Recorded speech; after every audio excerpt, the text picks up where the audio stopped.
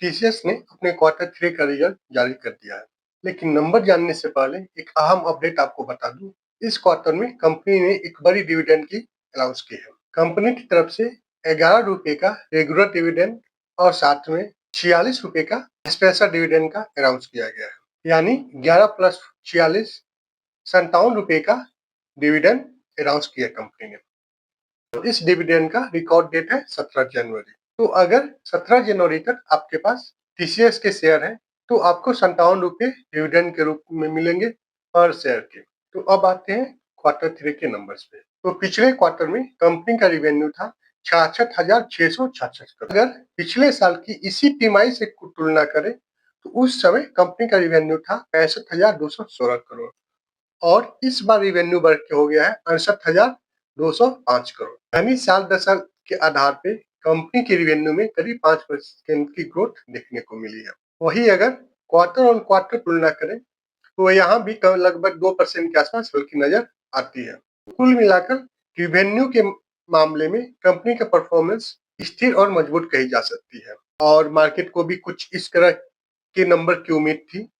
Analyst के अनुसार company का रेवेन्यू 66,000 करोड़ से 67,400 करोड़ के बीच में रह सकता है, ऐसा मार्केट को अनुमान था। इस हिसाब से रेवेन्यू पूरी तरह से मार्केट एक्सपेक्टेशन की आसपास ही आया है। अब बात करते हैं कंपनी के खर्चे की। तो पिछले क्वार्टर में कंपनी ने 49,463 करोड़ रुपए खर्च किए थे और पिछले साल इसी क्वार्टर में कंपनी के खर्चे थे 48,550 करोड़ और इस क्वार्टर में कंपनी के खर्चे बढ़ते हो गए हैं 50,736 करोड़। यानी खर्चों में कोई असामान्य बढ़ोतरी देखने को नहीं मिली, सब कुछ नॉर्मल ही चल रहा है। आते हैं सबसे अहम पॉइंट पे, यानी कंपनी का मुनाफा। तो पिछले क्वार्टर में कंपनी ने 12,138 करोड़ का नेट प्रॉफिट कमाया था। पिछले साल इसी तिमाही में नेट प्रॉफिट था 12,444 करोड़, लेकिन इस क्वार्टर में प्रॉफिट घटते हो गया है 10,720 करोड़ रुपए। यानी साल दर साल और क्वार्टर ऑन क्वार्टर दोनों के आधार पर करीब 13 से 14% की गिरावट देखने को मिली है कंपनी के प्रॉफिट में। लेकिन यहाँ पे एक सवाल उठ सकता है कि कंपनी का रेवेन्यू बढ़ा है और खर्चे भी कंट्रोल में है, तो मुनाफा क्यों कम हो गया? तो इसके पीछे कुछ वन टाइम खर्चे मेन वजह बनी है। पिछले कुछ महीनों में कंपनी ने एम्प्लॉय से जुड़े कुछ फैसले लिए हैं, जिसका असर कंपनी के इस क्वार्टर में देखने को मिला है और प्रॉफिट में कमी आई है। कंपनी को लेबर कोड के जुड़े मामलों में लगभग 2128 करोड़ खर्च करने पड़े।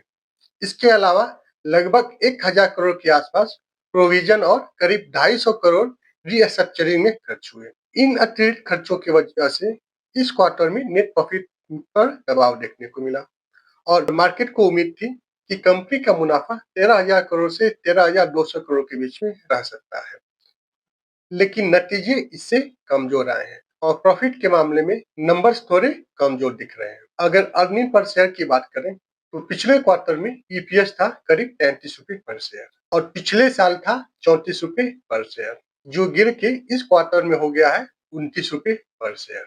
तो अगर ओवरऑल देखा जाए तो कंपनी के जो रिजल्ट है वो मिक्स है और रिवेन्यू लेवल पे कंपनी का परफॉर्मेंस बढ़िया है, लेकिन प्रॉफिट में थोड़ा प्रेशर देखने को मिला है। हालांकि डिविडेंड के रूप में कंपनी ने अपने इन्वेस्टर को एक अच्छा रिटर्न देने की कोशिश की है। अब आगे देखना होगा कि इस रिजल्ट पे मार्केट का क्या रिएक्शन होता है। बाकी आप कैसे देख रहे हैं टीसीएस के रिजल्ट को, कृपया कमेंट में बताएं। अगर ये वीडियो इन्फॉर्मेटिव लगी हो तो वीडियो को लाइक करें और चैनल को सब्सक्राइब करें।